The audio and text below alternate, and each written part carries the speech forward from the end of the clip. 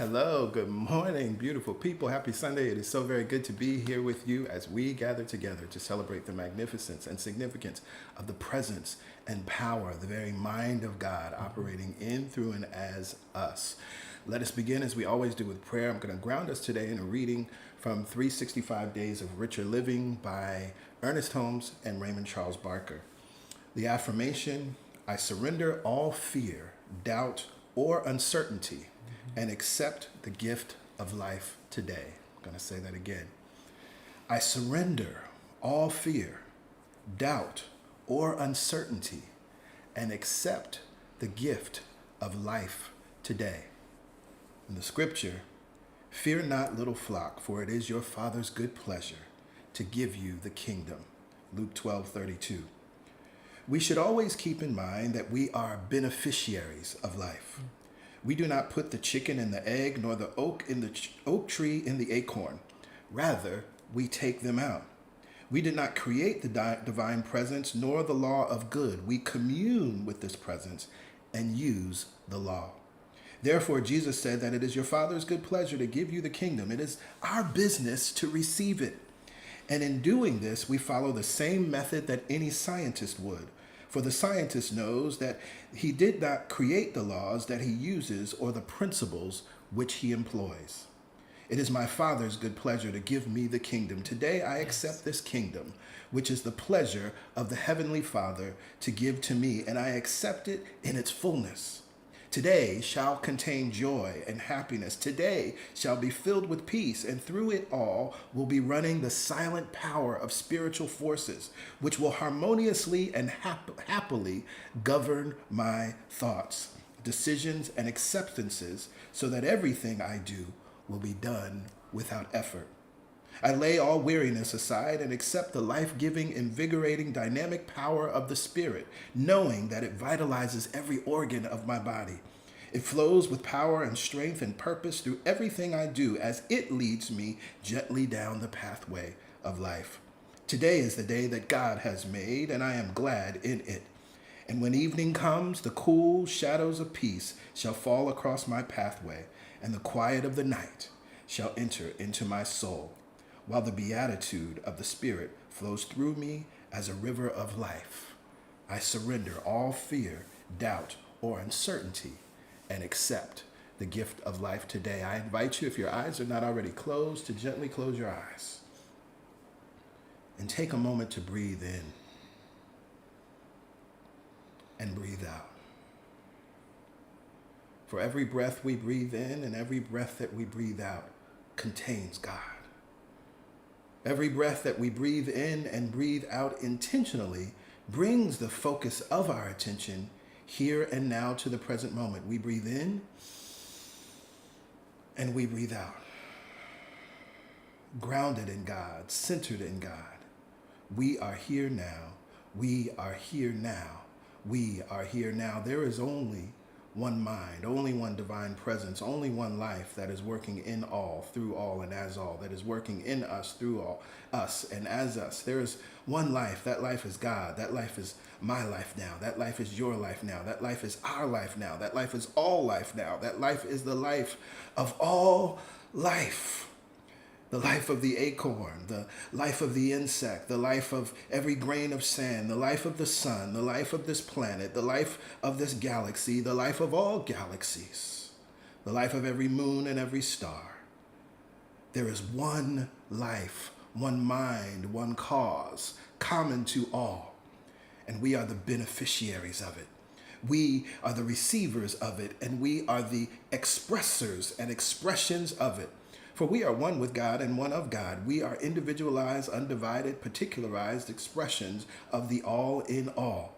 And as we recognize that God is, we know that it neither comes nor goes. It is everywhere present at all times. As we recognize that God is, we know we are one with it and one of it. We know that we are God's good idea. And it is out of this awareness of our oneness, it is out of this recognition that God is and is all, that we have great power, that we have great possibility. It is out of that recognition that we know that we are sinless. It is out of that recognition that we claim joy and happiness, success, prosperity, and money. It is out of that recognition that we claim the goodness of God. It is out of that recognition that we claim abundance. It is out of that recognition we claim healing. It is out of that recognition that we declare radiant health. It is out of that recognition we know that our minds are healed. It is out of that recognition we say that our lives are good now. For wherever God is, all is well. Here and now we accept that wellness. Here and now we accept that well-being. Here and now we accept that good. Here and now we accept that reality and make it our reality. For we are the beneficiaries. We are the receivers of this good and the expressions of this good. I am so grateful and thankful for this community. I am so grateful and thankful for this space. I am so grateful and thankful for Celebration Spiritual Center, a lighthouse in this world. Teaching, affirming, reminding, remembering, knowing the absolute truth. And I'm so grateful and thankful to be a witness to all of the ways that life, truth, love, intelligence, consciousness, substance, and principle, which is God, is operating in, through, and as your lives. We are the God experience. So from this place of awareness, I release this prayer now. I release it back into the law, which is always in operation, responding, and becoming according to our consciousness. We have declared what our consciousness is. We have tuned our minds into the God frequency. Let us remain there. Yes. And together we lift up our voices. We say, amen. Amen. Ashe. Ashe. So it is. So it is. So it is. So it must be. Woo, woo, woo. Lord have mercy. Lord have mercy. Well, hello, y'all. Good morning, good afternoon, good evening, whatever time it is, we know that it's good, and we are so happy to be here with each and every one of you. If you are a first-time guest, we, of course, want to welcome you here, and we're happy that you joined us, however you happen to find us. I'm Pastor Greg. Pastor Yolanda. It's so wonderful to meet you and connect with you here in this space. If you feel like it, we encourage you to let us know where you're connecting in from, and so you can shout yourself out in the comments. You see that some people are already doing that. Memphis, Chicago, of course, Brooklyn. We're in Barbados right now, so shout out to Barbados. And I want to say, actually, I was thinking about this earlier. It's been so wonderful. This is our final week here, and so many of you have reached out and sent us love and information, news articles, yes, connected us with people here on the island. We even saw a comment on YouTube, someone that's here on the island that has been connected to CSC and watching us that we were not aware of, sent us a lovely welcome here to the island. And so we just want to acknowledge that and acknowledge you all and know that we appreciate each and every one of you. And so to our first-time guests, as you are here, again, however you got here, whether someone invited you or the algorithm invited you, we're happy that you're here, and we're confident that something will be done, something will be said that will support you in thriving throughout this week, but also living an absolutely empowered life. There are no mistakes. You are here for a reason, and so yes, we know something will be done, something will be said via the meditation, via the music, via the message, or just via the vibration, just the vibe of what CSC is, that will support you and inspire you. Now, what you see here on your screen is how you access the digital connection card. This is how you stay in touch with us, and we stay in touch with you. It's very easy to access that. Just text the number there on your screen. Text welcome to 347-472-1078. Just the word welcome. No additional information is needed, and you'll receive an automated reply with a link. Click that link and enter your information. The most important piece of information is your email address. Once you've added your email address and also your name, then click submit. You'll receive another text message saying you're all set, and indeed you are. You'll receive all communications from CSC via email, and you can stay abreast on everything that's happening at CSC, and reach out to us if you have any questions. So again, we're happy that you chose to be here today. We're happy that something brought you here today, and we're excited about what you will receive and the path that has begun as you have stepped into this vibration, as you have stepped into this awareness, knowing that your life will never be the same. Right? It's just that simple. It's just that simple. And there are a lot of people, as I'm looking in the comments, there are a lot of people here that are connected right now that can attest to that truth. There was life before CSC, and there's life since CSC. That's also true for both of us, because, of course, as teachers, we continue to grow, expand through our willingness to continue to say yes, through our willingness to continue to show up in the ways that we do. So with that said, this is a wonderful opportunity for us to move into our news and updates so that we can move forward with the meditation, the music, and the message.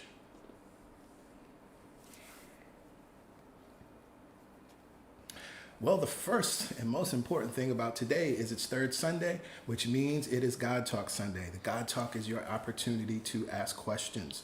The God Talk is your opportunity to really learn how to apply metaphysical law and principles to your life, to what's really showing up in your life. It's your opportunity if you hear something said in a sermon, or you hear something said during the meditation experience, or something that you've read in a book that we've recommended, or we've studied, or we are studying, and you would like clarification, this is your opportunity. We are so clear as a spiritual center, as a spiritual community, that there must be a space to ask questions. And we are not arrogant in the sense that we believe that we're above questions. And so we know that the only way that you can absolutely grow and really integrate and apply these teachings is to have this space. And so we create this space every Sunday. It's free of charge. Every third Sunday? I'm sorry, yeah, every third Sunday. Thank you. There's no cost involved, and it's virtual, so it's happening via Zoom. You have to be on our mailing list in order to get that information. So for those of you who are first-time guests, if you're hearing this, it's like, wow, this sounds interesting. When you complete the digital connection card, and you'll see that information again later throughout the stream, texting that phone number, entering your information, then you will receive, once you've submitted your information, you'll receive an email with the information to connect to the God Talk today. And if you don't see it right away, maybe check your spam folder to see if it's gone there. Yes, yes. Every month we highlight a series of the month, and we're taking us all the way back to 2014 with Write Your Own Love Song. If you are looking for a relationship, or even if you're having difficulty in your relationships right now, this is a wonderful series to look at, to watch. Because what we know is that, unfortunately, we've been taught some false ideas about love, that love is pain, that love hurts, that love will make you cry sometime. I'm sorry, Billy Ocean. So many other songs. Again, in this series, I said last week, we talk about love me in a special way. I love DeBarge, but specialness is problematic. And so we talk about some of those love songs and use those as an entry point to talk about what love truly is and how that love can be experienced and expressed in relationships. It's a wonderful series because PY and I teach it together. We talk about our relationship and the pitfalls that we fell into and how we got out of those pitfalls, right? And reimagined our relationship and reimagined what our relationship could be. So encourage you to check that out. It's available on YouTube. When you go to our YouTube channel, you'll see that as a featured playlist. Every Wednesday morning, we gather together for the Momentum Prayer Call at 7 a.m. Eastern Standard Time. This is a wonderful way to continue the vibration that you feel and that we co-create here on Sundays. The format is similar to what I just did as we opened our service. I share a reading. 365 Days of Richer Living is one of the texts that I use. And then we use that reading to anchor us and really create a vibration for prayer. And then we move on with our day. It's important to do something intentionally every morning. Do something intentionally to tune into, as I said in the prayer today, tune into the God frequency, because from there, all things are absolutely possible. From there, you can almost guarantee a wonderful day, a good day. And so if you're not able to be there live, the prayer is recorded. You see the playback number there. You can call that number anytime, 24/7, and the most recent prayer will play. If you have a prayer request, we encourage you to send in your prayer request, and you do that by emailing prayerchampions@celebratonsc.org. We are always holding the entire community in our thoughts and our minds in prayer, knowing the highest and best for you. We only see the best for you. We only see good for you, the very best for you. And yet we recognize that you may have a specific prayer request, or you may have someone that you want to add to this knowing vibration that is Celebration Spiritual Center. And so you send in their names. You don't have to tell us what's going on. Simply just add their names or add your name, and we'll put you in the number, as the old church folks would say. Oh my goodness, I am so excited. If you do not know already, we will begin the Truth Sunday Masterclass very shortly. Starting on June 2nd, we begin with our masterclass. And I want to share something with you that it's part of the foreword that was written by Willis Kinnear. Many of you know Willis Kinnear, of course, wrote the 30-Day Mental Diet. He was also a close partner of Ernest Holmes, one of his right-hand men, if you will. And he writes this about the book. He says, "In the pages of this book, you will find many ideas which will enable you to upgrade your thinking, permit you to discover the pathway to more abundant living, and discover a new joy and vitality in just being alive. The ideas, the ways and means are presented to you. What you do with them, how you use them, and what they will mean to you is a very personal matter. If you honestly and sincerely desire to make your life better, the way is open to you. What you do about it is up to you." And I would love, you can give me a thumbs up, you can give me a heart in the comments. Anybody that wants to upgrade their thinking, you can give me a yes. Anybody that wants to discover the pathway to more abundant living. We know the words of Jesus, "I've come that you may have life and have that more abundantly." Anyone who is looking to discover new joy and new vitality in just being alive, give me a thumbs up, a yes, a heart, because this is what the Truth Sunday Masterclass is going to support you in doing as we study this book, It's Up to You, by Ernest Holmes. Now, if you've never experienced the Masterclass, oh, it's such a gift. Because what we do, we change the format of the weekend service. And what PY and I do, we take you literally through the book, line by line. We move through it together, and we expound on the text. We clarify the text. We make the text practical.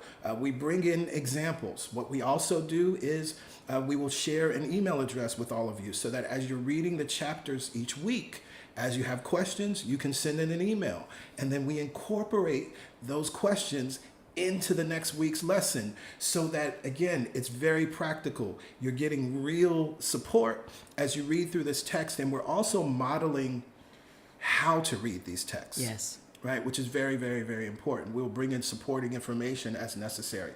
And we also, in that sense of how to read the text, we call out certain parts of the text. We know that many of these New Thought texts specifically were written by a lot of white men that were blind to their own privilege here in the Western world, here in the United States of America. And so we need to clarify that. Some of the examples they use are just awful, right? And don't speak to us as Black people, as people of color, right? Some of them, right, they don't, if you're a woman, or if you're LGBTQ plus, right? Like, there's all of these things that we get to clarify and heal, so that you can actually take the truth that's behind many of these words and apply it and use it for your own life. And it's so important that we've done this consistently over the last 4 years, taking these classic texts and going line by line. Many times people have these books on their shelves, but they haven't studied them. They haven't integrated them. Yeah. They have them as a symbol of New Thought ideas, but they don't understand them really. And that's why we love teaching this way. Yes. It's a master class, but it's also a book club. It's different in the fact that we go line by line. You don't have to read ahead. Right. You just stay with us. Yeah. And we love and support you and laugh through it all as we apply it. Absolutely. So we love teaching the master class. Because we are to be masters of our own mind. Yes. It's not just a fun thing to read the book. We want to apply it and become masters of our own mind and our own truth and our own lives. It's up to you to join us. Yes.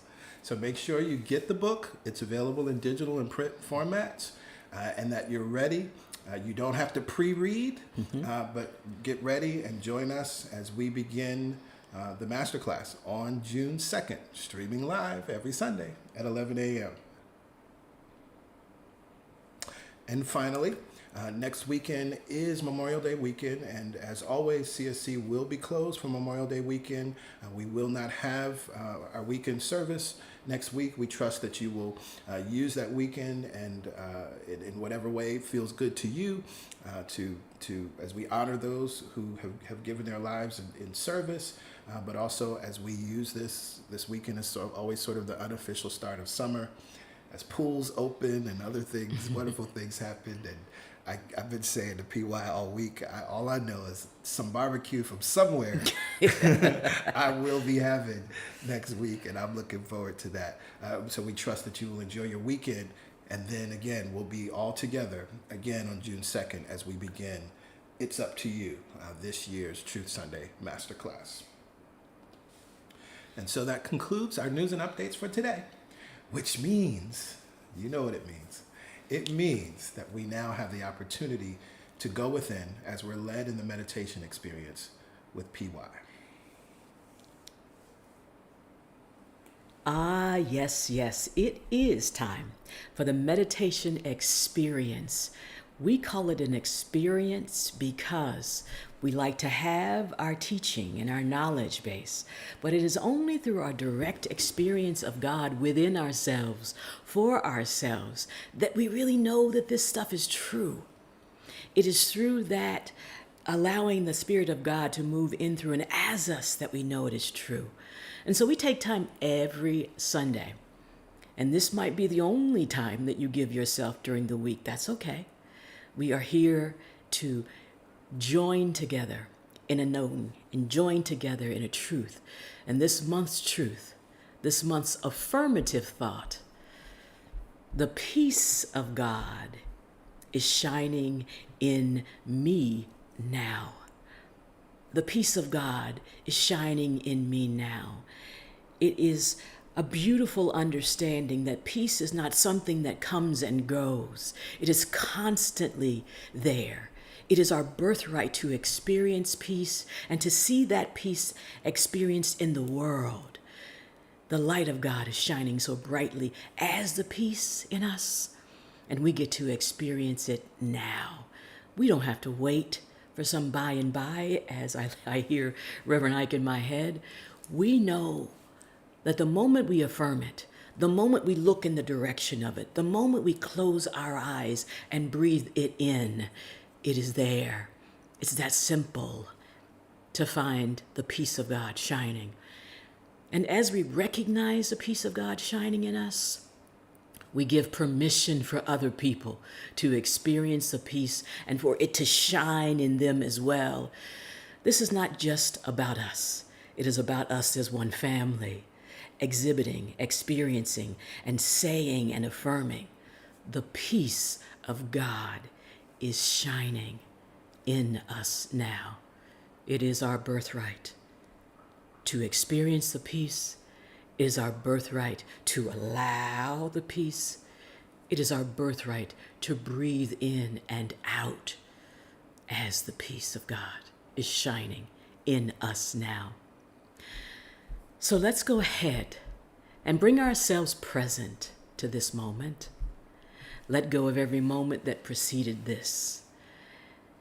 Find yourself in a comfortable, upright posture with the ears aligned over the shoulders, shoulders over hips, feet are planted on the floor.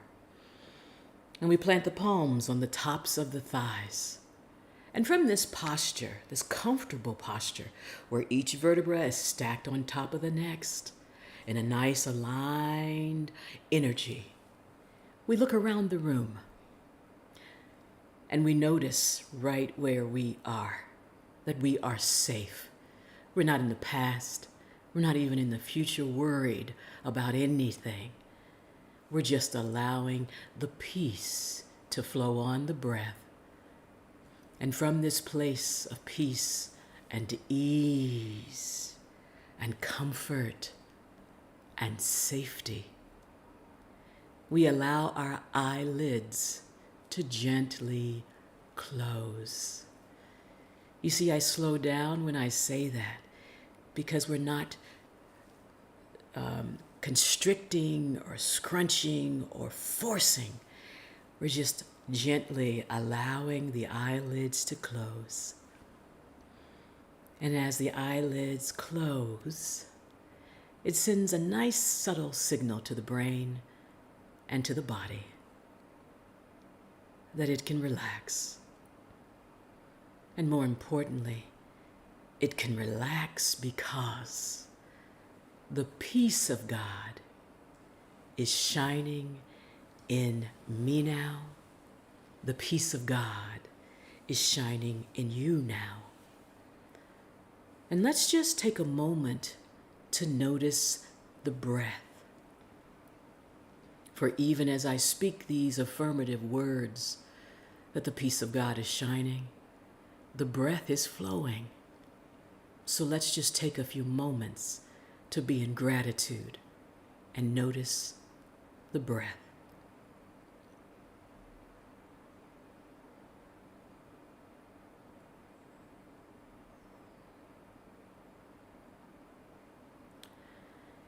And whether the breath appears to be deep or appears to be shallow, we make no judgment of the breath. We get the opportunity to practice non-judgment with the breath, with ourselves, and with our thoughts. For the peace of God is shining in us now.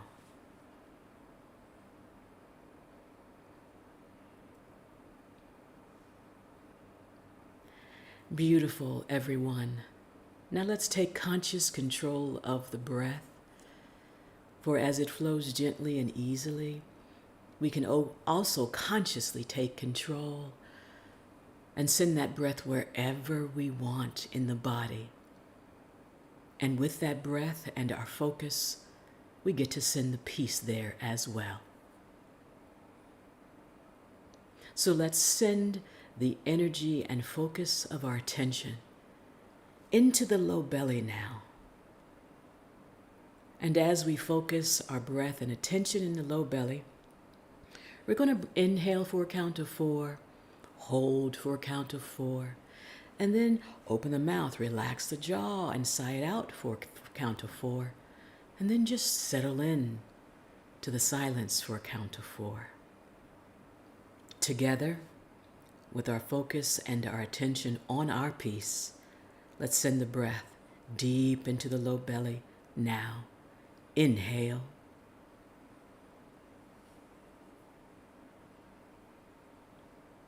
Hold for a count of 4. And relax the jaw and release whatever feels in opposition to peace. Sigh it out. Count of 4.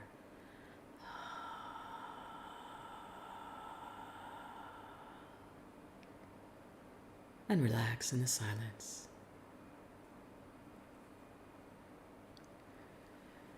In through the low belly again, expanding the low belly, maybe finding more places for that breath in the low belly. Hold for 4.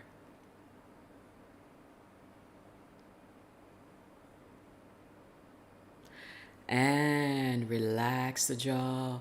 Let that sound relax you. Sigh it out.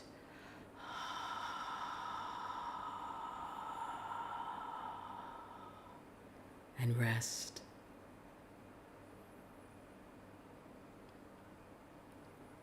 In through the low belly now, allowing that breath to rise, expanding the rib cage to the sides. And hold.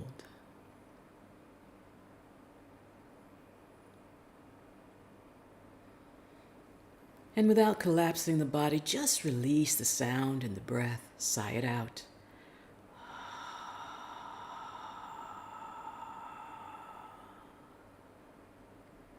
And relax. In through the low belly, up through the rib cage. We've expanded the sides and now the front and the back of the body. Sending that breath back there where our support is from the divine. and hold.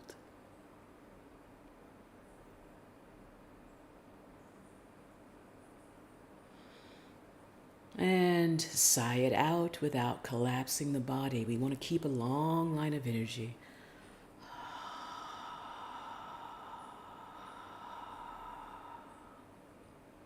And relax. In through the low belly, now up through the rib cage and up to the heart, the longest, fullest breath you've experienced. And when you reach the top, hold for 4.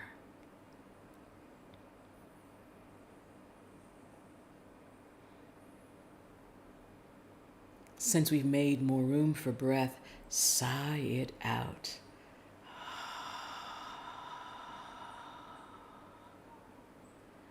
And rest.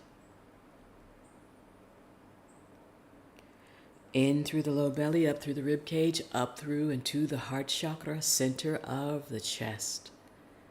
Hold when you reach your top. And when you're ready, sigh it out.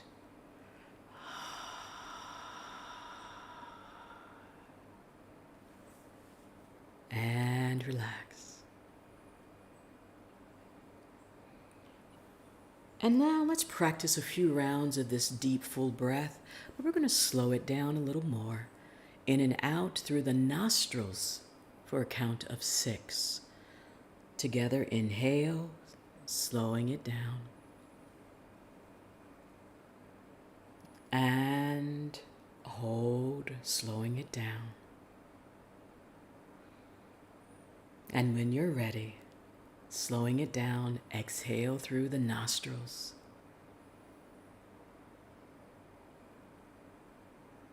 And enjoy the relaxation at the end.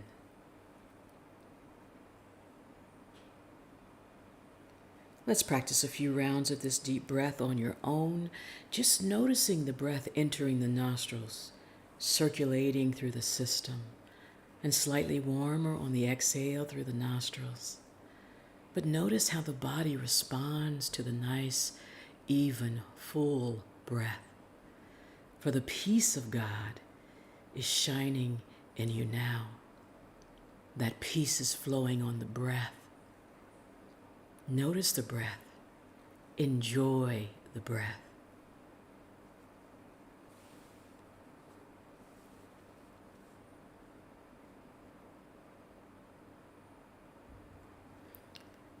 The peace of God is shining in you now. For this light that shines is your home. This peace that you feel when you breathe and relax is your home. This truth that you are being reminded of centers you more in your home. It cannot be uprooted or destroyed, for the peace of God is shining in you now. Let's take this peace and send it throughout our body, consciously, lovingly, gently. Send the focus into your feet. Maybe you raise the heels or wiggle the toes if you feel tension. Non-judgment is what we use for our focus. Stop the movement. Send the breath. Relax the feet. As our feet are rooted and grounded in the earth, we allow that peace to flow up through the soles of our feet. That nice, gentle energy crosses the ankles. Relax the ankles. Energy flows across the shins and the calves because the peace of God cannot be stopped. Relax the shins and the calves. As that energy reaches our knees, We are in gratitude and we are open to more flexibility in our lives. We are open to more peace in our bodies and in our experience. Relax the knees. Energy flows across the thighs, those large muscles you're giving permission, the glutes, the hamstrings. Relax the thighs, the glutes, and the hamstrings. In fact, surrender the lower half of your body into the seat where you are. Let it serve as a symbol that you are supported, grounded, loved, and held in peace. That energy gathered at the base of your spine wants to rise, just as the peace wants to rise in your consciousness and fill your body. From the base of the spine, inhale and let that energy rise. And exhaling when you're ready through the nostrils, and allow. Inhale, full, complete breath. And when you're ready, exhale through the nostrils and find more place for peace to reside. Inhale. Exhale when you're ready, and allow the peace to rise. As the energy flows in and up, exhale when you're ready, and allow. And up, the peace wants to flow. And up, and up, and up. And as an open channel, the peace flows out the crown of your head. Imagine it as a beacon of light shining, extending beyond your home, your community, the state or the country where you are, the planet, out into the galaxy. This beacon of light is the peace of God shining in you now. Give it permission to flow back down through the crown. Cross the third eye, and it is balanced and open, receptive to more insight and peace. Allow it to flow back down the throat, across the shoulders. They gently relax and receive more peace. No burden to carry as the energy and peace flow down the arms and out to the fingertips. Go ahead and scan your body. Without judgment, notice if there's any place that feels tense. Send the breath there, send the peace there, and give it permission to relax. As we prepare for our silent time, I love to remind you to be kind to your wandering mind. For if thoughts come, let them come and go. Bring yourself back to our affirmative thought this month. The peace of God is shining in me now. Affirm it, allow it. The peace of God is shining in you now. Affirm it, allow it. The peace of God is shining in us all now. We allow it. As we enter our silent time, we enjoy the sensation of peace, for the peace of God is shining in you now.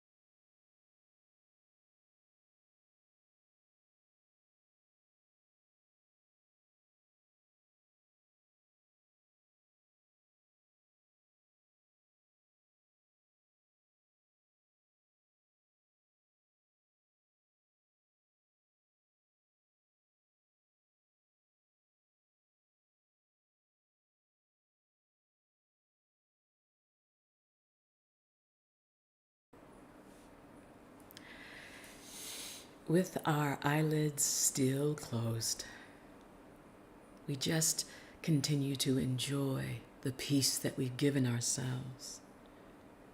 And with our eyelids still closed, I want to share this passage from Lesson 188. The peace of God is shining in you now, and from your heart extends around the world. It pauses to caress each living thing and leaves a blessing with it that remains forever and ever. What it gives must be eternal. It removes all thoughts that are valueless. It brings renewal to all tired hearts and lights all vision as it passes by. All of its gifts are given everyone, and everyone unites in giving thanks to you who give and you who have received.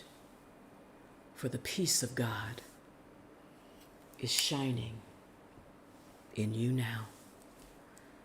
Let us begin to bring that peace back with us as we slowly wake the body.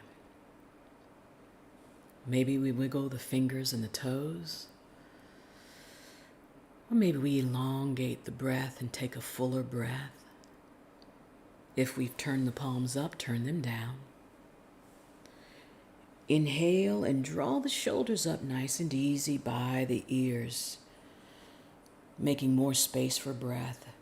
As we exhale through the nostrils, releasing the shoulder blades back and down. Inhale, drawing the shoulder blades up by the ears, creating more space in the body for breath and peace. Exhale, nice and gentle, releasing the shoulder blades back and down. And one more time, inhale. Feels good to stretch and exhale, drawing the shoulder blades back and down. Stop the movement. Bring the palms together at heart center, that little bony ridge at the center of the chest. Gently touch the thumbs there. Bow the chin if you are able towards the fingertips. Allow the eyelids to open. Nice, soft, gentle gaze in front of you. No strain on the eyes. Inhale, raise the chin, raise the gaze. Exhale, release the breath. Maintain the peace. Namaste.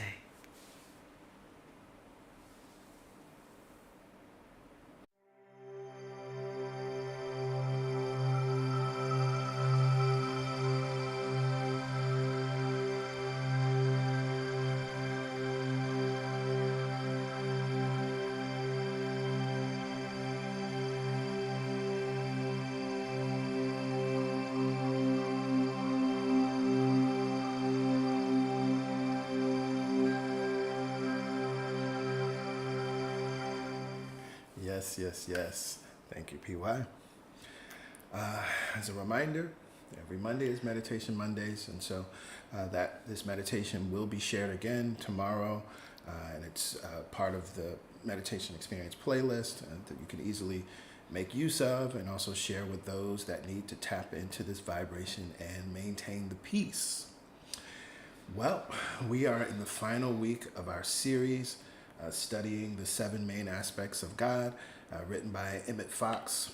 But of course, before we tap into the message, we are going to tap into the music. We're here from Soul 21, and then I will be with you on the other side with today's message entitled The Same Yesterday, Today, and Forevermore.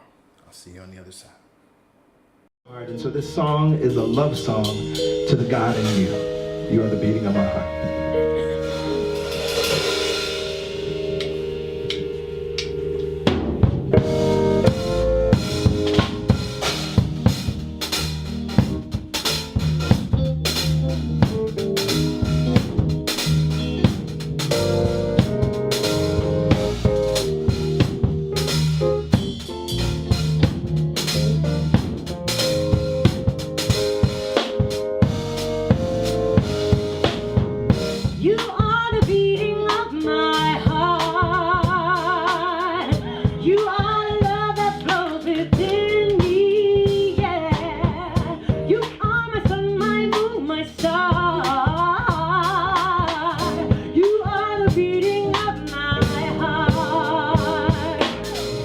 You are the beating of my heart. You are the love that flows within me. Yeah. You are my sun, my moon, my star. You are the beating of my heart. You are the beating of my heart. You are the love that flows within me. You are my sun, my moon, my star.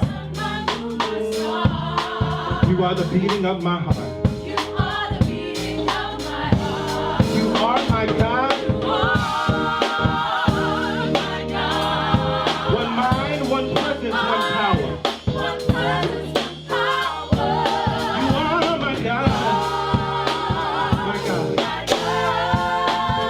You are the beating of my heart.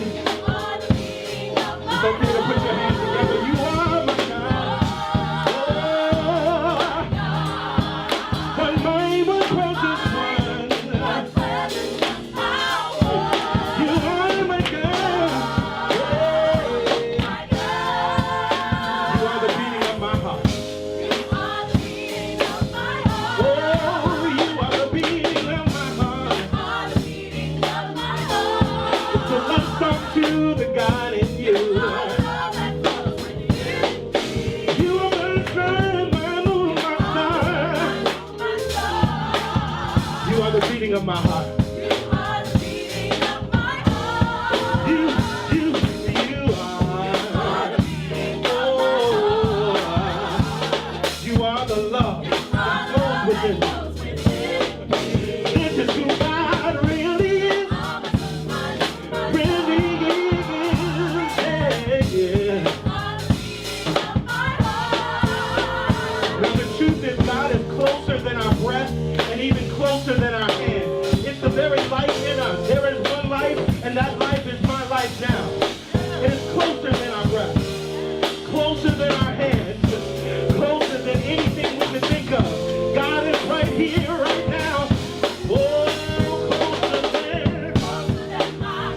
closer than my hands. You are life in me. Closer than my breath. Closer than you are life.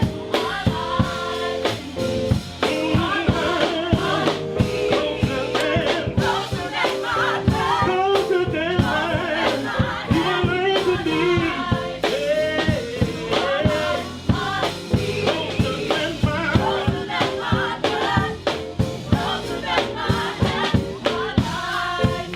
You are my heartbeat.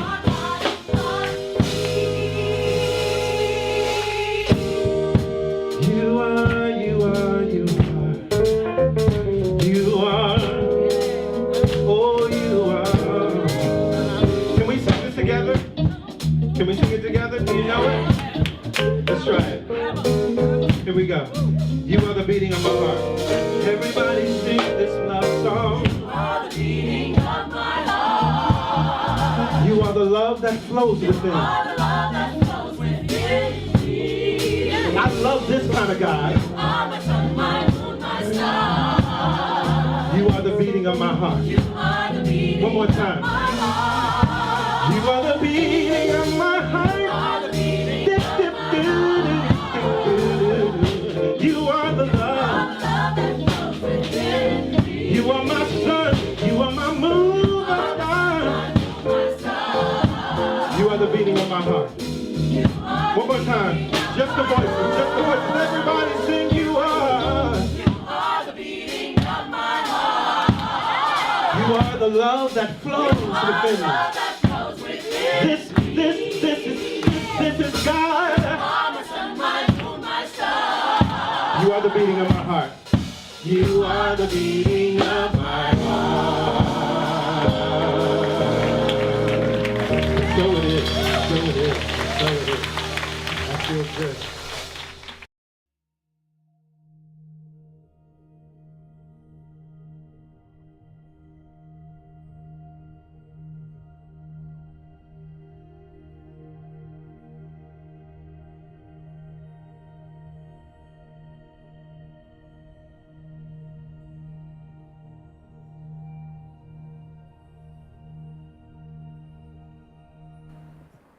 Yes, yes, yes. You are the beating of my heart. You are the love that flows within me. You are my sun, my moon, my star. You are the beating of my heart. Thank you, Soul 21. Thank you, CSC Band. I love that song. It's so appropriate for our series, so appropriate even to close out our series. Good morning again, good afternoon, good evening, whatever time it is, where you are. It is good at whatever point you are watching this. It is good, and I am happy to affirm that with you. It is always wonderful to be here with you, and so I want to tap into our sermon. But of course, as we begin, we will ground ourselves with a centering prayer. And so I invite you to repeat this prayer after me. I welcome the Spirit of truth into my mind and let it grow in my heart. Thank you, God, in me, through me, and as me. Amen. Ashe. And so it is. Well, as we have been continuing our series, Tell Me About Your God, studying the 7 main aspects of God, written by Emmett Fox. In the past 2 weeks, first we looked at the sermon title, Undivided, where we were looking at the aspect of God as consciousness or soul.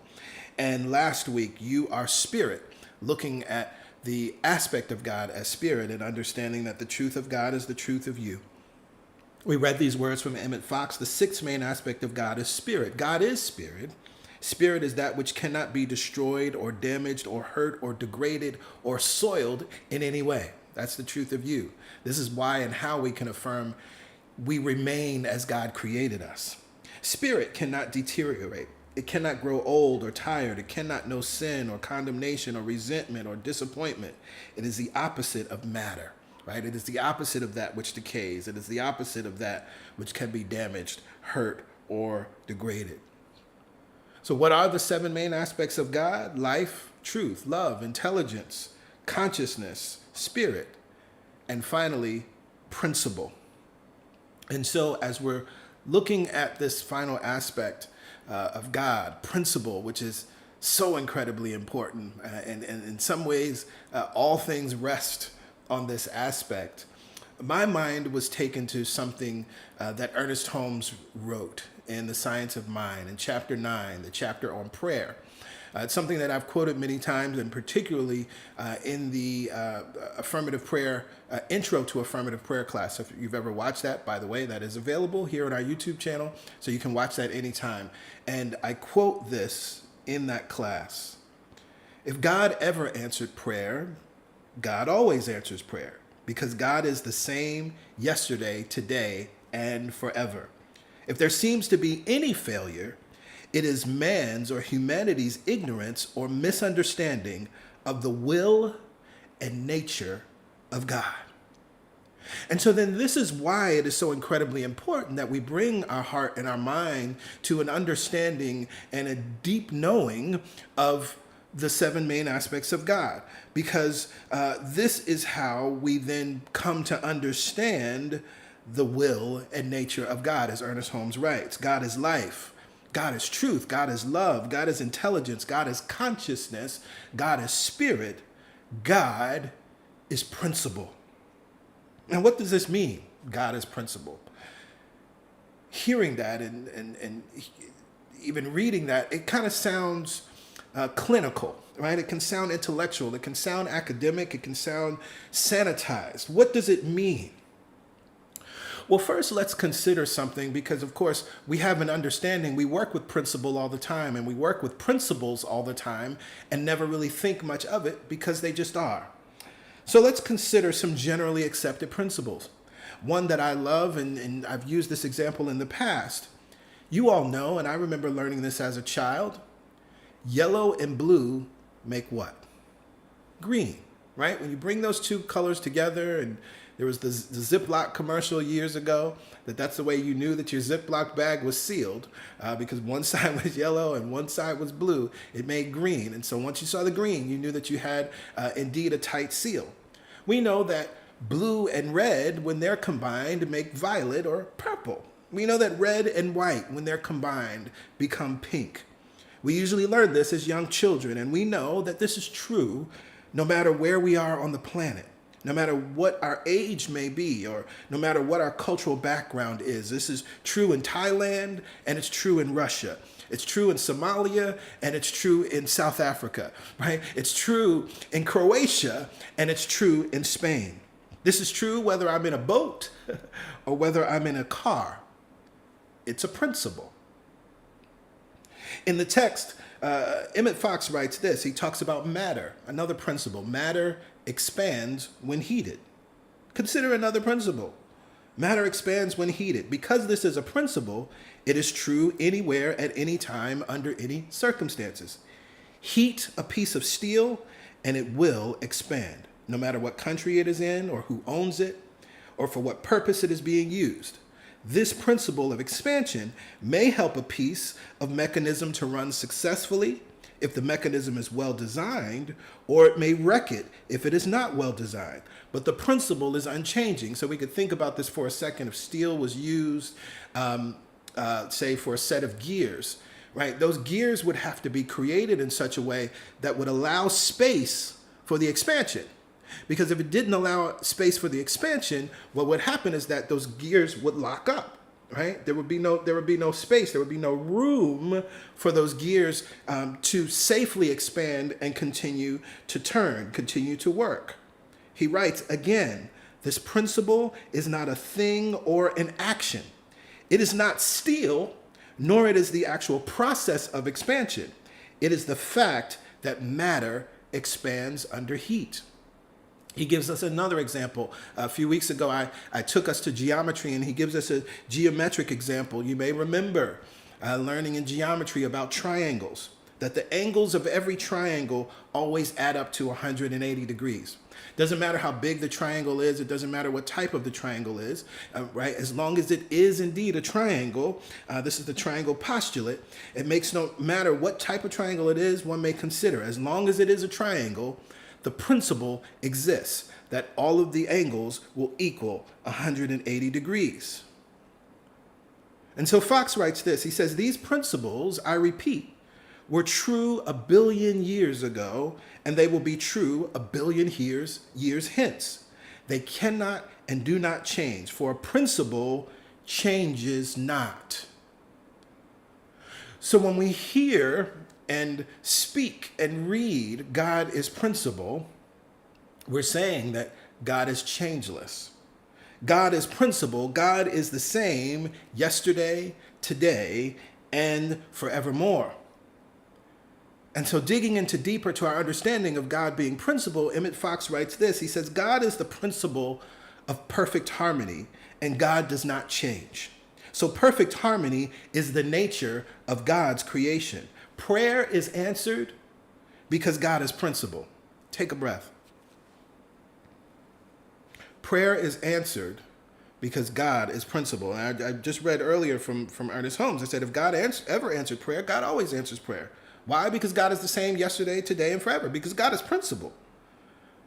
And so if there seems to be a failure, it's not about the principle, because principle always is the same, right? I know that the principle is yellow and blue make green. And so if I'm bringing yellow and purple to the equation and expecting green, the principle is not the issue. I'm either unaware of or misusing what's really going on in terms of the principle. So prayer is answered because God is principle. And when we pray rightly, we bring ourselves into harmony with the law of being. So that's also the goal of prayer. Shout out to the Affirmative Prayer Mastermind, because y'all are getting the extra teaching here through this series, right? Through this sermon.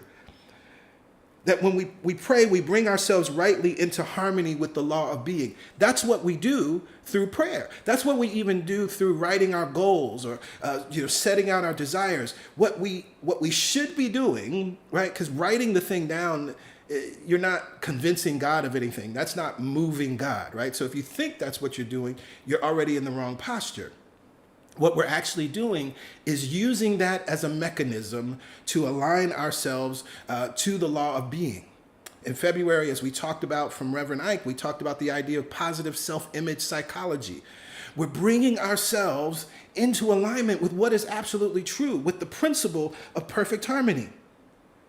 He goes on, it does not try to bring about exceptions in our favor, talking about prayer, right? Praying rightly, you're not trying to bring about an exception in your favor.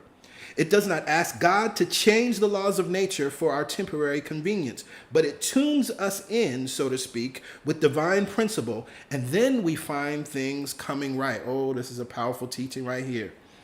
Prayer does not try to change the law or to change God. So there's the first misunderstanding or ignorance, as Ernest Holmes says. Many of us have been taught that our prayer is to change God, right? To get God to do something differently than what God was already doing.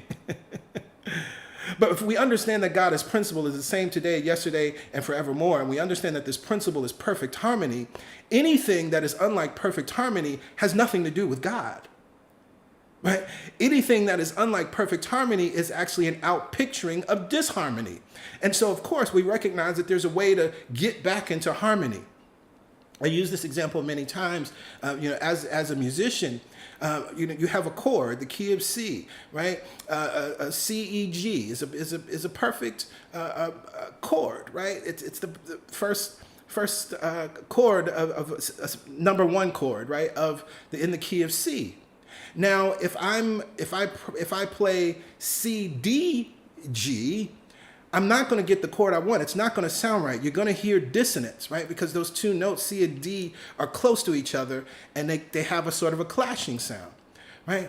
And so I recognize that the only way for me to get the harmonious chord that I want, I'm hearing dissonance, I'm hearing clashing, is to move one of those notes so that I get that perfect chord again.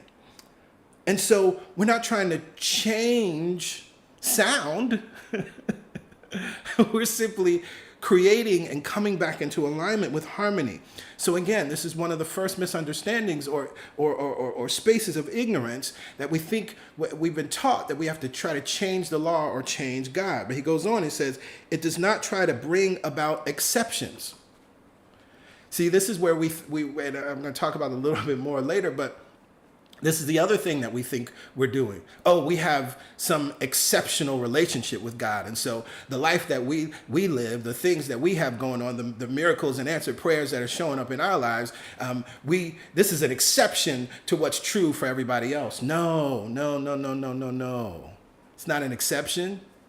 Any good, any beauty, any life, any love, any intelligence, wisdom, truth that you experience, joy, happiness, success that you experience in your life is a reflection of the true law of being, which is harmony and radiant health, success, and money.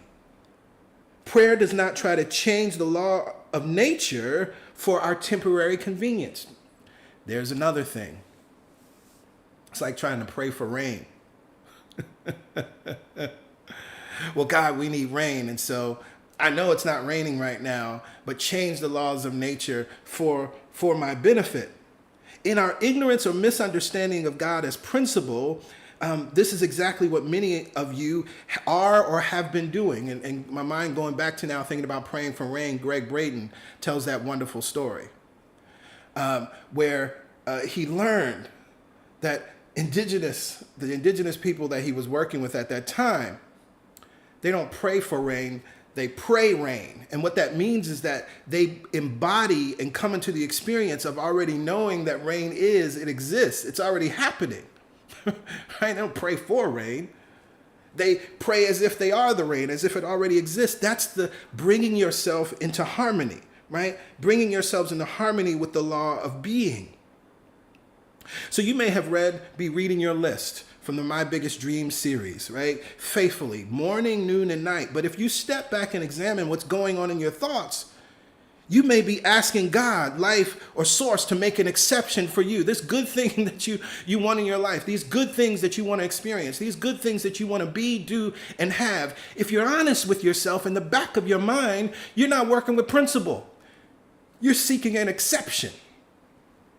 You may be praying for healing, but if you examine what's going on in your thoughts, you have a fixed idea in your mind about sickness and dis-ease and illness. So what you're actually praying for is a change in the laws of nature for your temporary convenience. But this is one of the reasons why I stressed last week that we are always and only dealing with natural law. So if you're praying to God or praying in any way trying to get an exception, if you're praying in any way thinking that the laws of nature can be just temporarily changed for your convenience so that you don't have to go through something, you must know first and understand that as you're dealing with principle, you're also dealing with natural law. Healing is natural. Abundance is natural. Lavishness is natural. Harmony is natural. Happiness is natural. Ease is natural. Comfort is natural. Prosperity is natural.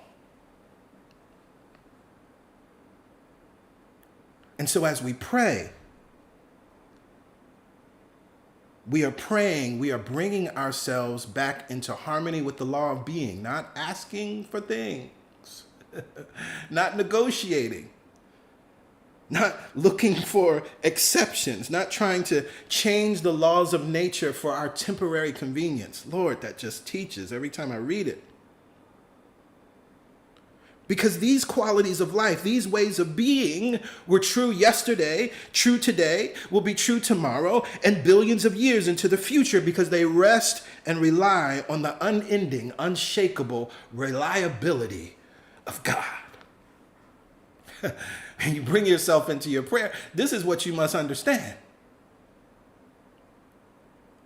That whatever it is I'm declaring, whatever it is I'm affirming, whatever it is that I'm desiring, it rests on the unshakable reliability of God. It is the same today, yesterday, and forevermore because it is principle. This is also then why anthropomorphizing God will always get you into trouble every single time. I know we have all of these stories, and humanity in our limited imagination has continued to give human characteristics and put a human face on the divine. And this is across any tradition, right? From Christianity, Judaism, Islam. Of course, we have all the Greek myths. We can look at so many other myths across life. It makes sense why we do that. But every single time it's going to get us in trouble. God is not a man and God is not a woman. God does not contain human ways or characteristics. See, humans, even the best of us, are sometimey. Humans, even the best of us, are unreliable at times. Humans, even the best of us, will make mistakes. Humans, even the best of us, will disappoint. Humans, even the best of us, when we have the best of intentions, will still fall short. And that's the God that most of y'all are still believing in. That's the God that most of y'all are still talking about, even though you're using universe now, even though you're using source, even though you're using source energy, even though you're saying life, even though you're using some other word other than the word that you grew up with in your spiritual tradition, you're still believing in a God with human characteristics. And it'll get you in trouble every single time. Why? Because again, humans will always disappoint at some level, at some time. All of us, we've all disappointed ourselves and disappointed others. Even when we had the best of intentions. Even when you really are a kind person and you weren't intending to offend or hurt or harm. And so that's the God that it created in your own image, in the image of humanity, that you've been talking about and talking to. Knowing and understanding that God is life, truth, love, intelligence, consciousness, spirit, and principle is the pathway to freedom. Freedom that you may have never known until today. Because something has been shaken up. Something has been broken up as a result of this moment. Knowing and understanding that God is life, truth, love, intelligence, consciousness, spirit, and principle is the pathway to abundance and ease. Knowing and understanding that God is life, truth, love, intelligence, consciousness, spirit, and principle is the pathway to unending, unyielding, and always reliable joy and happiness. And so our opportunity is to learn to tune into the frequency of God. And what is the frequency of God? The frequency of God is harmony.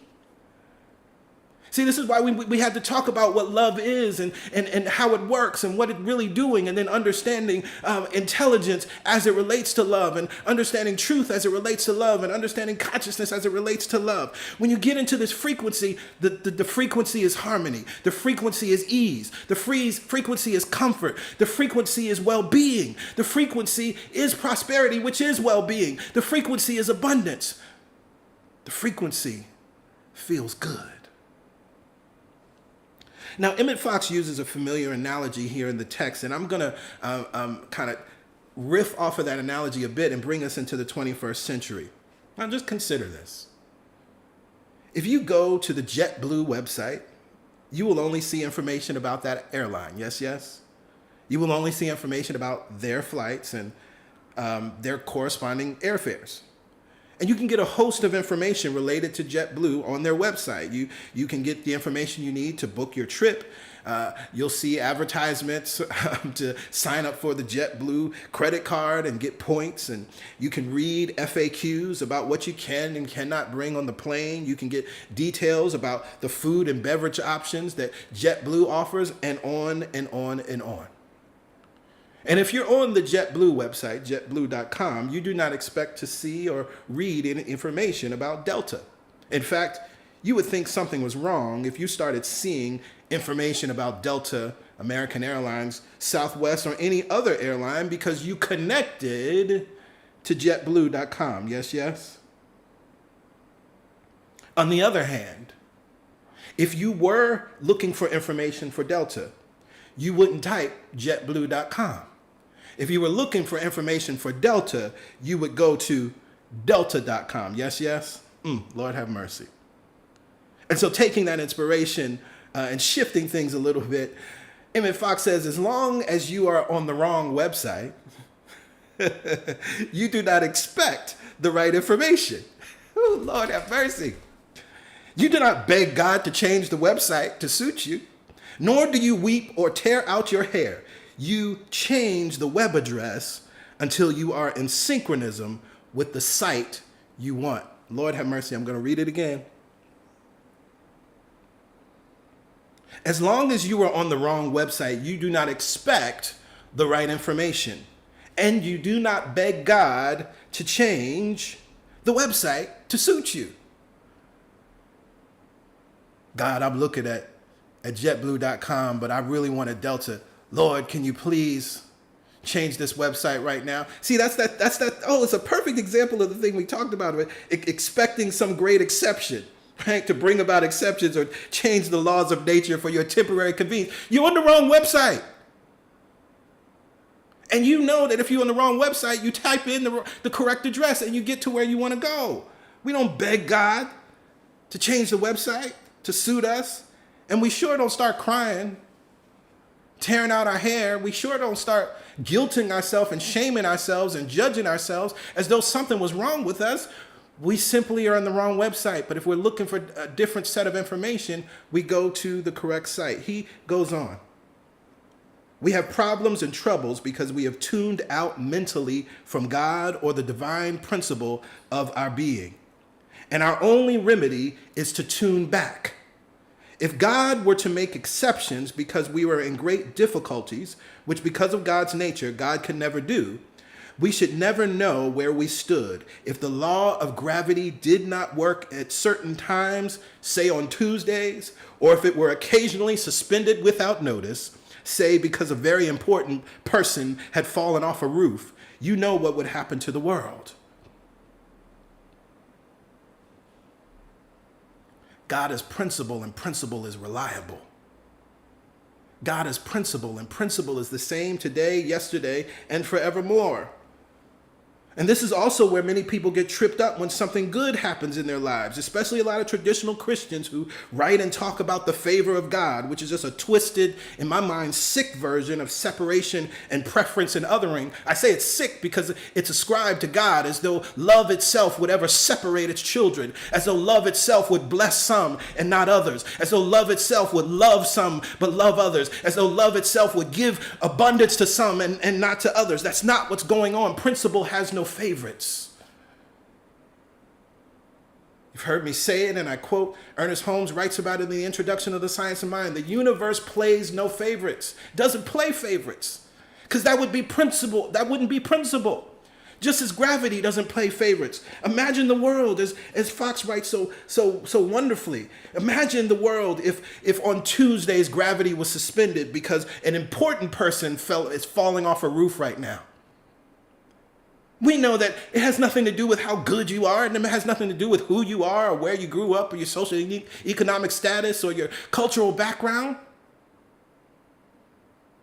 If you're on a ladder and you fall, gravity brings you down. Principle has no favorites.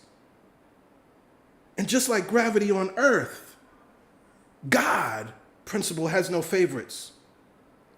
If you want to affirm anything about favorites, I've given this to you before, but you could affirm, I am God's favorite child, and so are you. And many times as I'm walking about in the world, that's what I do. I just look at anybody I meet and just silently affirm that I am God's favorite child, and so are you. Because I know that the good that is available and present within me is also present and available for every being, every soul, plant and animal, human and non-human. And why is this good news? Well, first, we can let go of any idea that God is rewarding or punishing any of us. When you want to go to Google and type google.com, the internet is not rewarding you because Google comes up. Similarly, if you intended to go to Google, but you typed gogo.com and instead you received an error message or nothing happened, that's not a punishment from the internet. And I love these examples because it's so practical, it's so real. Have you ever thought that you were being punished by life? If you mistyped a web address and you didn't get to the site that you wanted to, you're like, oh, I mistyped. When Ernest Holmes writes, if there seems to be any failure, it is in man's ignorance or misunderstanding of the will and nature of God. This is what he's saying. It means that you simply went to the wrong website. He's saying it means that you mistyped the address, that you had the wrong address, that you were given the wrong address or the wrong information. Hello, somebody. But we thank God right here and right now that we're getting the right address and the right information. It means that maybe you weren't even connected to Wi-Fi, and that's why you couldn't even get to the site. Maybe it means that your phone wasn't charged, and if you ain't charged, ain't got power, how in the world are you going to get to anybody's website? Ooh, Lord have mercy. This thing preaches itself. All of these things, if we start to think about it and take this into understanding, a practical understanding of our lives, it's like, wait, what's going on? My job is to get in harmony with the law of being, which is harmony. And so if my life, like my phone, isn't charged, I know I can't access. So maybe that's where I need to put my focus of attention. And as I do that, if I plug into the harmony of being, inevitably I'm going to receive power easily and effortlessly. I don't have to do anything. It's principle. The sockets behind which electricity is, it's not judging you. It's not playing any favorites. It's not determining whether or not, based on what you did in the last few weeks, whether it's going to power your phone, charge your phone. It's not going to do that. Maybe you were given the wrong address or wrong information. Beautiful. You have the right address and right information now. So spend some time with this information and start to type this into your spiritual website. God is life, truth, love, intelligence, consciousness, soul, spirit, and principle. Maybe you mistyped. Go back and look again. And correct the mistake. God is principle. God neither rewards or punishes. I'm almost done, y'all. Now, Fox writes in the text, God is principle, the principle of perfect harmony, and therefore perfect harmony is the law of being. You should note that this sentence is in itself a very powerful treatment. God is principle, and principle is perfect harmony, and therefore perfect harmony is the law of being. And that law is my life now. That principle is my life now. That harmony is my life now. I accept, I permit, I allow that harmony to be my life and all of my affairs now. I refuse to believe that I can experience anything other than harmony. I refuse to accept that I can experience anything other than well-being. I refuse to accept disharmony. All chaos, all disorder, all disharmony is canceled now. You see how you can begin to use that? And he says this aspect of God, namely principle, may be used at any time, but it is especially helpful when you are feeling discouraged about your prayers. Why? Because again, it's an indication that you've forgotten that you're working with principle. It's an indication that you're looking for an exception. It's an indication that you're looking for a temporary change in the law of nature to meet your conditions. It's an indication that you may be trying to change the law or change God. Anything unwanted in your life, from health to relationships to finances to your mindset to how you see yourself to your general well-being, are all rooted in disharmony of some kind. The remedy is to bring your whole being and understanding back to this truth, which is perfect harmony, because it is the law of being. This is why then physical healing, as we talk about so often, is a restoration to harmony. It's not supernatural. It's a restoration. And I love what's so beautiful. I shared this some time ago. I read this wonderful article that was talking about the reality that our cells in our body have the memory of good health. And so what's happening is that when we heal, when we're restored to health, it's that the cells in our body are accessing that memory, are accessing that knowing. And that's simply a physical representation of the spiritual truth. If it didn't exist, your cells wouldn't be able to access it. It's natural. It's already in your cells. Healing, restoration, radiant health, it already exists in your cells. And that's what your cells are listening to, calling upon, and turning back on and coming into being. This is what financial abundance is an expression of, perfect harmony. That's what joy and happiness are, an expression of perfect harmony. Now I believe we have shattered some glass ceilings of belief today.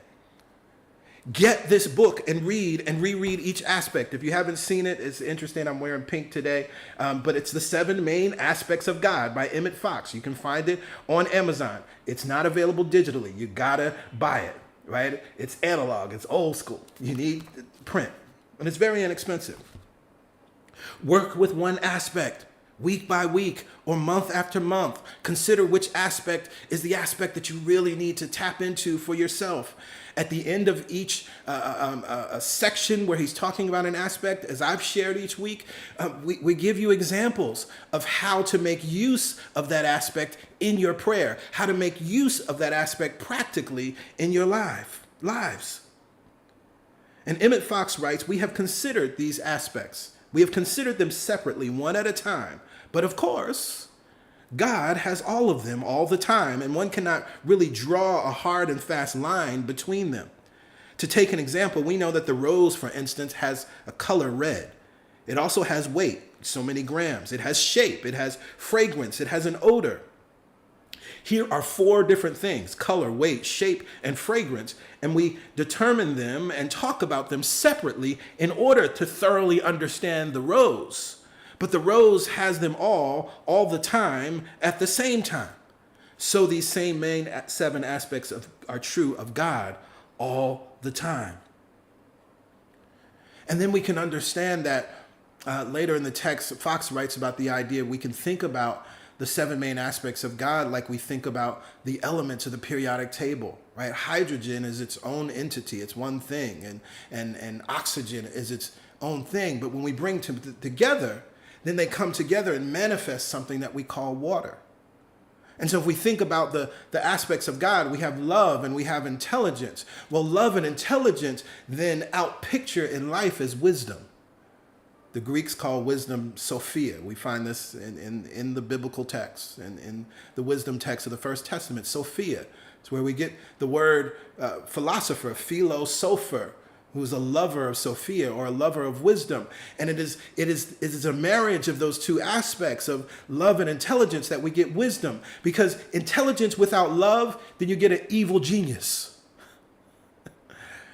Right? There's a lot of folk out here that are exhibiting intelligence, but without love, it's criminal, it's villainous. And we got a lot of criminals and intelligent criminals and villains out here in the world that are being celebrated, even called geniuses, but there ain't no love in what they're doing. It ain't wisdom. And finally, Fox highlights something that may be helpful for you as you continue to digest this sermon series and as you continue to read and digest this teaching on the 7 main aspects of God. Because the word God is just a pointer, right? The word God is not God's name. That's the English word that I happen to be using because that's my primary language, right? If Spanish was my primary language, I would be using Dios. Dios is a very different word than God, right? Which is also very different than Elohim or Yahweh or Allah, right? And so we think of, if you ask someone whose Arabic is their first language, primary language, and you said, what's the name for God? They would say Allah, because that is the word. Just like someone, if English is their primary language, you ask, what is the name for God? They would say God.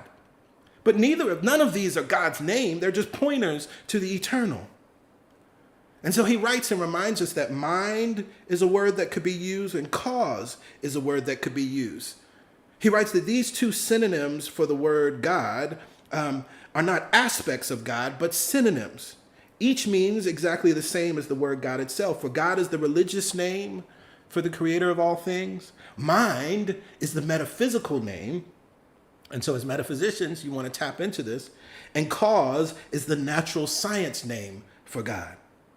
As we pray and affirm daily, there is one mind. It is important to know and name what are the aspects of mind. As we think of God as one cause, the source of all, the originator, it is important to know and name the aspects of cause.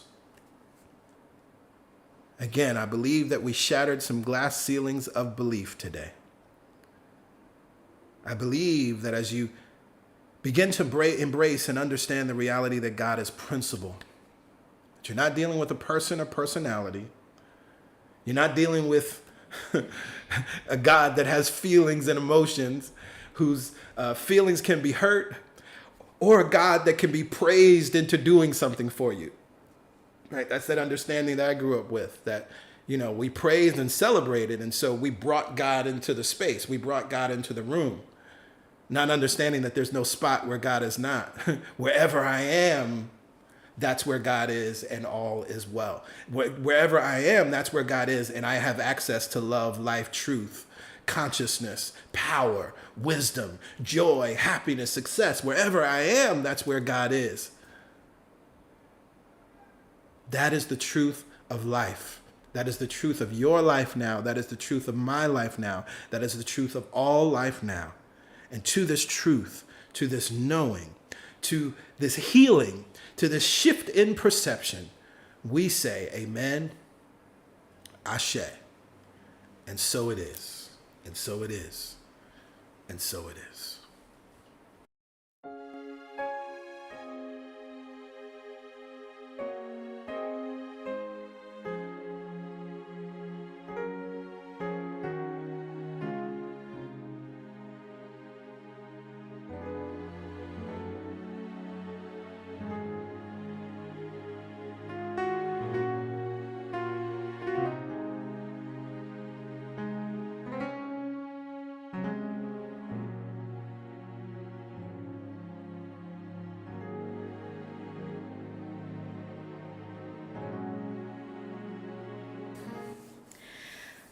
Wow, what a way to close out this message series. I feel the energy and the shift in perception. I feel the miracles happening in your life because you have a knowledge base now that you didn't have before. I feel the shift because you now have understanding that you didn't have before. I feel the shift because you now have a love of self that you didn't have before. It is such a blessing to witness your awakening. Yeah. It is such a blessing to share these teachings so that you can apply them to your life. Mm-hmm. It is such a blessing to be here and to know the truth and to see you apply the truth.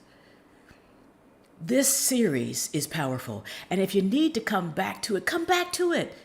There's no limit on the amount of time you can watch this. Mm-hmm. There's no limit on the ways in which you can shift your thinking.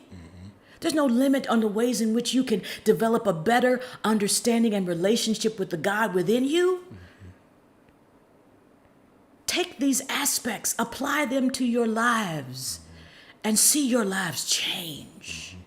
Absolutely. God ain't changing. God is the same. God is not going to change because you think you are a sinner. Yeah. God is the same. God is not going to change because you made a mistake. God is the same.